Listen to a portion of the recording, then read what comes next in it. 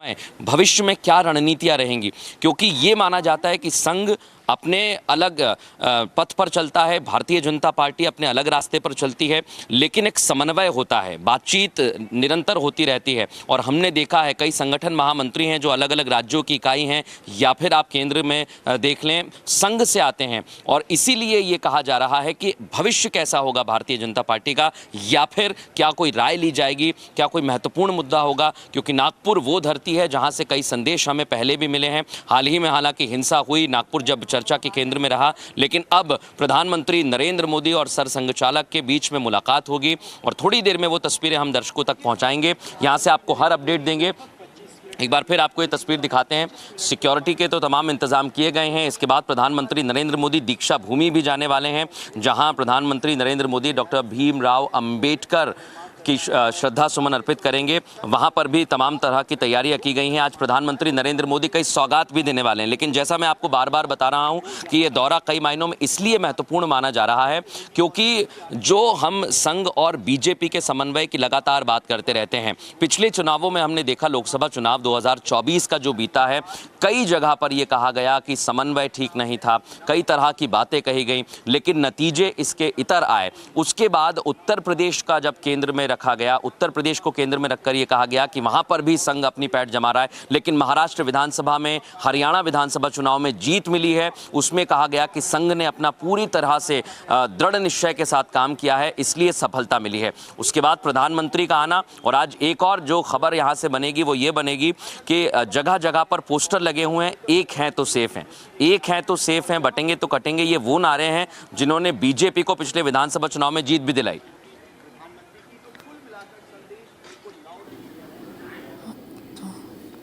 And viewers, there are pictures coming in right now. Prime Minister Modi is in Nagpur, and my colleague Mridul from Republic Bharat is getting you all the top details. This is a very, very important moment. PM Modi is in Nagpur to visit the memorial of the RSS founder Keshav Baliram, and these are pictures also coming in right now. And let's go straight across what's happening.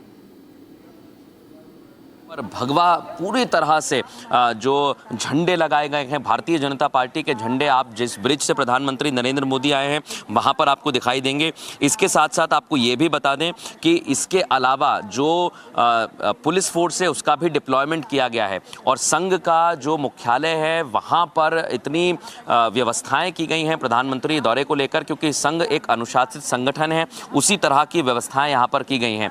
लेकिन विशेष तौर पर प्रधानमंत्री के दौरे को लेकर और भी जगह तैयारियां की गई हैं, क्योंकि प्रधानमंत्री नरेंद्र मोदी आज माधव नेत्रालय सेंटर भी जाएंगे, और ये सौगात आम लोगों के लिए भी बहुत अहम और बड़ी मानी जा रही है। यानी लगभग 3 बजे तक प्रधानमंत्री रहेंगे, 6 घंटे का ये दौरा है। लेकिन इस दौरे में प्रधानमंत्री नरेंद्र मोदी यहां से जब संदेश देंगे तो क्या संदेश देंगे, क्योंकि प्रधानमंत्री का संबोधन भी यहां पर है, तो उस पर भी नजर रहेगी। प्रधानमंत्री अपने संबोधन में क्या बात कहते हैं, नागपुर के बारे में क्या कहते हैं, क्या कोई संघ के बारे में बात कहेंगे, क्योंकि हाल ही में प्रधानमंत्री नरेंद्र मोदी ने अपने पॉडकास्ट में उन्होंने बताया था कि कैसे उनकी शुरुआत हुई थी, कैसे वो संघ से जुड़े रहे हैं, और आज खुद संघ मुख्यालय पहुंचे हुए हैं। तो इसके बाद जो संबोधन होगा उस पर भी निगाहें रहेंगी, उस पर भी नजर रहेंगी। All right, Mridul keeps getting us those updates coming in. So the Prime Minister Modi is in Nagpur to visit the memorial of the RSS founder Keshav Baliram Hedgewar, and not just that, it's going to be very, very important. The Prime Minister will be paying respects to Baba Saheb Ambedkar at Diksha Bhumi, where the architect of the Indian Constitution converted to Buddhism with thousands of his followers in 1956. PM Modi's visit will commence in Nagpur. He will also be undertaking the darshan at Smriti Mandir, and thereafter visiting the Diksha Bhumi at around 10 a.m. later on. He will lay the foundation stone of the Madhav Netralaya Premium Center at Nagpur and address a public meeting as per the Prime Minister's office. At around 12:30 p.m., he will inaugurate the loitering munition testing range and runway facility for UAVs at Solar Defense Aerospace Limited in Nagpur. And the PMO says Prime Minister will lay the foundation stone of Madhav Netralaya Premium Center, new extension building of Madhav Netralaya Eye Institute and Research Center. Prime Minister will also visit the Solar Defense and Aerospace Limited Ammunitions facility in Nagpur. and he will be inaugurating the newly built 1,250-meter long and 35-meter wide airstrip for unarmed aerial vehicles and the live munition and warhead testing facility to test the loitering munition and other guided munitions. Prime Minister will also visit Chhattisgarh to lay the foundation stone for multiple development projects. And we have come to know that in Chhattisgarh, Prime Minister will also lay the foundation stone. So it's a very long and a very, very important visit of the Prime Minister, and those pictures coming in of Prime Minister who is right now in Nagpur. He will also be going ahead and having very, very important meetings. He will be meeting the RSS chief, marking their first public appearance together since the Ram Mandir consecration in Ayodhya on Jan 22nd last year, and their first joint event at the RSS headquarters. He'll also be paying his tribute to RSS founder at Smriti Mandir on his birth anniversary. Back-to-back updates coming in right now on Republic TV. We'll try to go across to my colleague as well, who's on the ground in a short while from now. And we are seeing that PM Modi will participate in multiple events, including laying the foundation stone for the Madhav Nethralaya. The Madhav Nethralaya is a state-of-the-art eye hospital. He will also visit Smriti Mandir to pay tribute to the RSS founder on his birth anniversary and make a stop at Diksha Bhumi, where Dr. B.R. Ambedkar embraced Buddhism in 1956.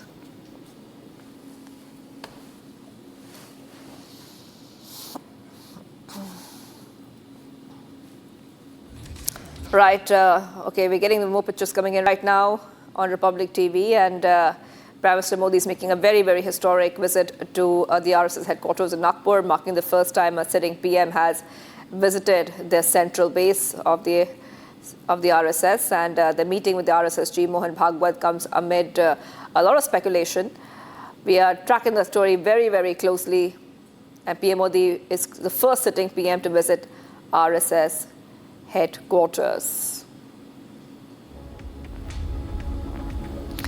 More pictures coming in right now. These are live pictures coming in from Nagpur. We see PM Modi will also pay tribute to Dr. B.R. Ambedkar at Diksha Bhumi, where the Ambedkar had embraced Buddhism.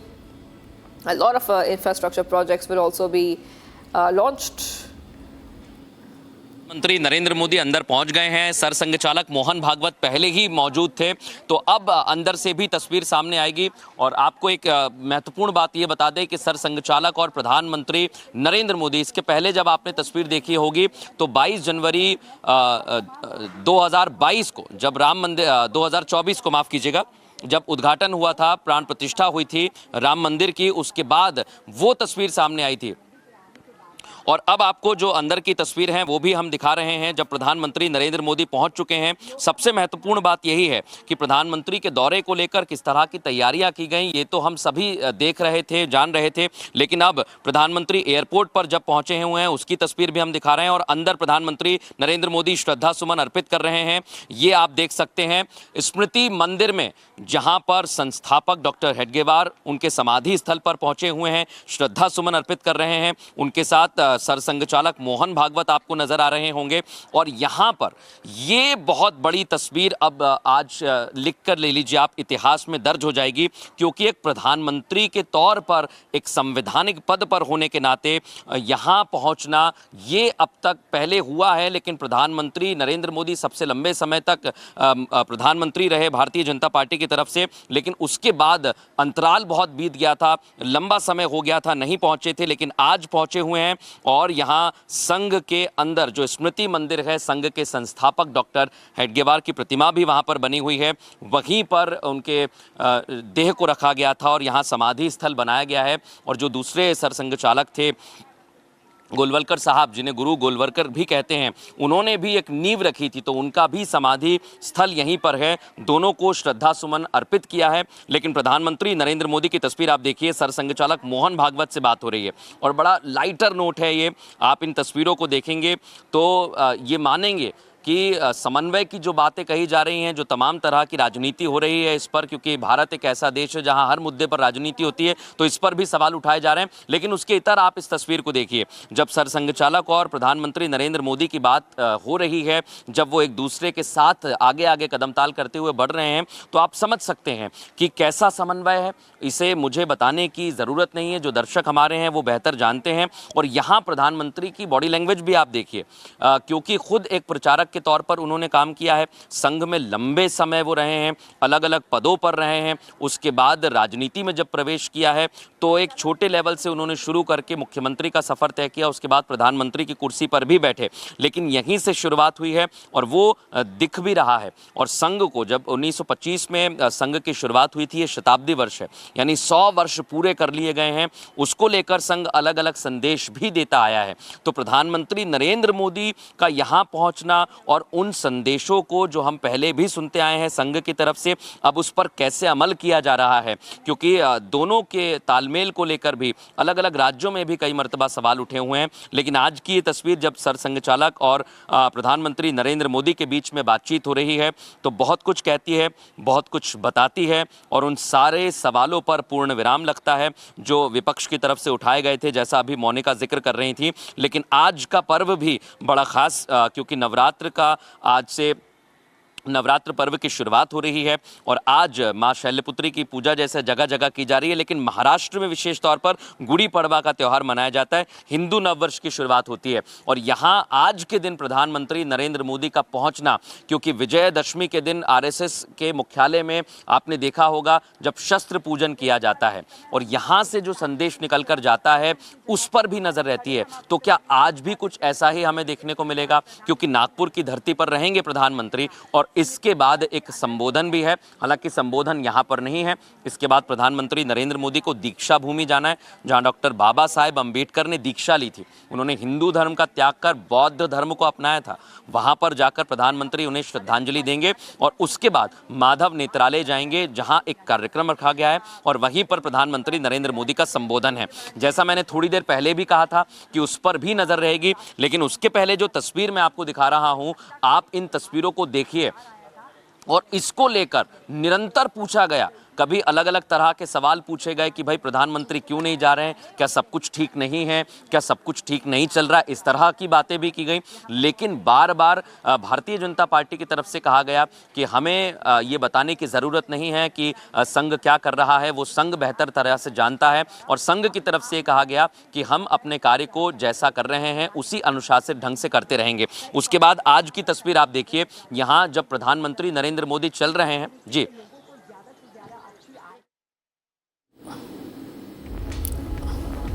Right. Okay, the speech is coming in right now. Mridul is getting us top updates. PM Modi at the Dr.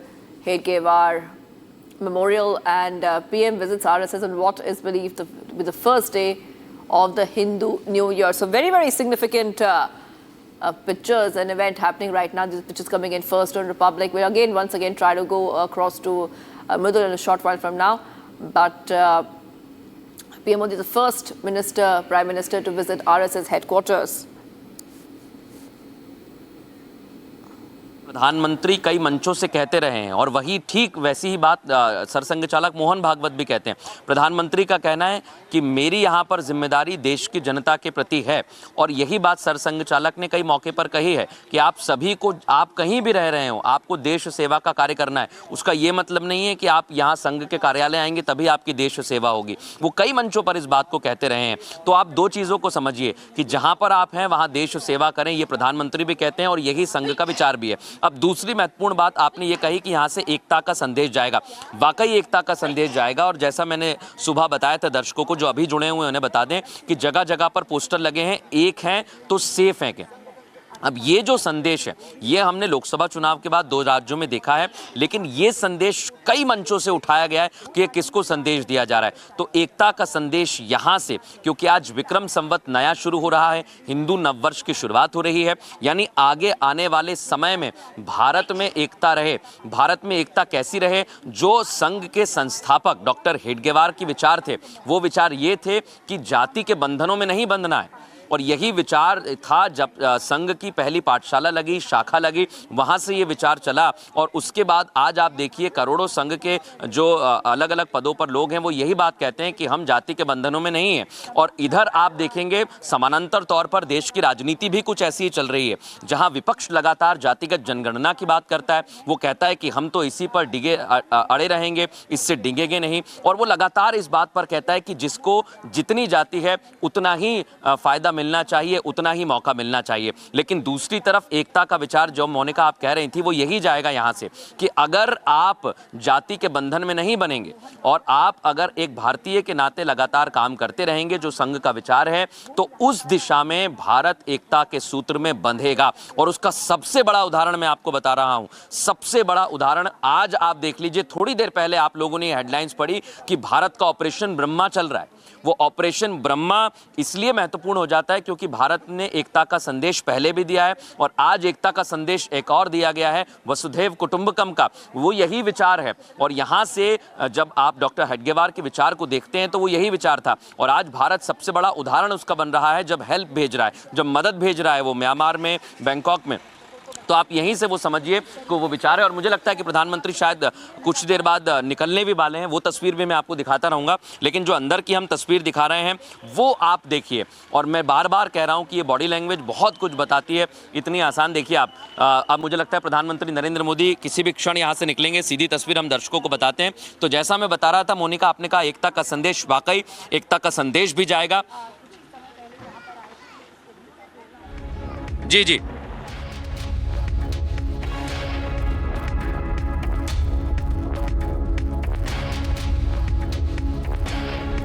Right.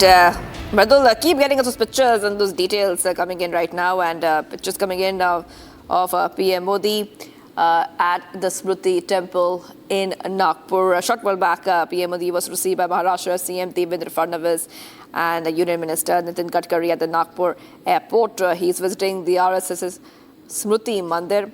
And then thereafter to Diksha Bhumi.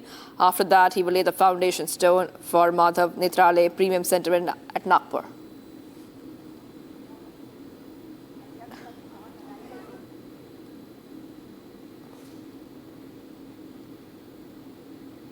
All right, so pictures coming in right now. Later on, PM Modi will also visit Solar Defense and Aerospace Limited's ammunition facility. And PM Modi will participate in multiple events, including laying the foundation stone of the Madhav Netrale, which is the state-of-the-art eye hospital. He will also visit Smriti Mandir, which he's visiting right now, to pay tribute to RSS founder Keshav Baliram Hedgewar on his birth anniversary. Baba Saheb Ambedkar ने दीक्षा ली थी अपने लाखों अनुयायियों के साथ। अब आप तस्वीरें देख रहे हैं, प्रधानमंत्री नरेंद्र मोदी स्मृति भवन से निकल गए हैं। 3 तस्वीरें इस समय हम आपको दिखा रहे हैं। संघ मुख्यालय में पीएम की मुलाकात हुई है सरसंघ चालक मोहन भागवत से। 12 साल के बाद यह दौरा आया है। और तीसरी लाइव तस्वीर आप देख रहे हैं प्रधानमंत्री नरेंद्र मोदी की। सीधे यहाँ से निकलेंगे और कुछ ही दूरी पर स्थित है दीक्षा भूमि, जहाँ पर डॉक्टर भीमराव अम्बेडकर ने हिंदू धर्म का त्याग कर बौद्ध धर्म को अपनाया था और उन्होंने संदेश देने की कोशिश की थी। और जैसा अभी थोड़ी देर पहले मीनाक्षी ने एक सवाल किया था कि बीजेपी अध्यक्ष को लेकर भी तमाम तरह की बातें की जा रही हैं। जरूर बीजेपी का अध्यक्ष चुनना है। अब उसको लेकर क्या बात हुई है, क्या वाकई में बात हुई भी है या नहीं हुई है, इसके लिए थोड़ा सा मीनाक्षी इंतजार करना होगा। क्योंकि मैं बार बार कह रहा हूं कि पीएम का जो संबोधन आज होगा उस पर भी निगाहें रहेंगी, क्या प्रधानमंत्री नरेंद्र मोदी बोलते हैं। और देखिए आप, प्रधानमंत्री नरेंद्र मोदी का जो काफिला है वो अब यहाँ से निकल गया है। आसपास के जो लोग हैं वो ज़रूर प्रधानमंत्री को देखने के लिए मौजूद हैं। ये प्रधानमंत्री नरेंद्र मोदी का काफिला आप देख रहे हैं।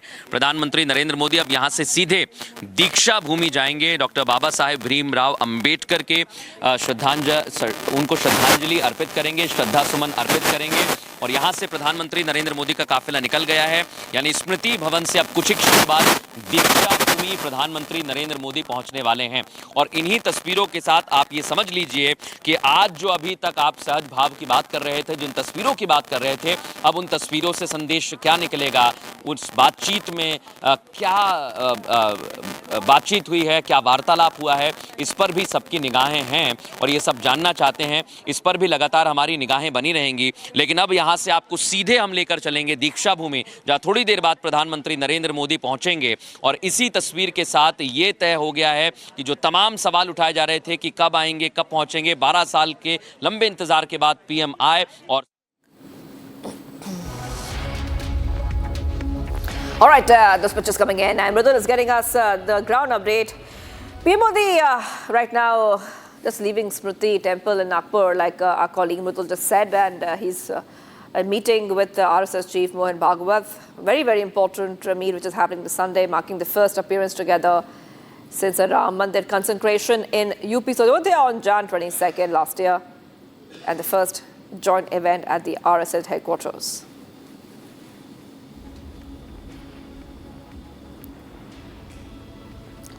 And viewers, we are taking a very, very short break, but much more coming up as we are live and breaking.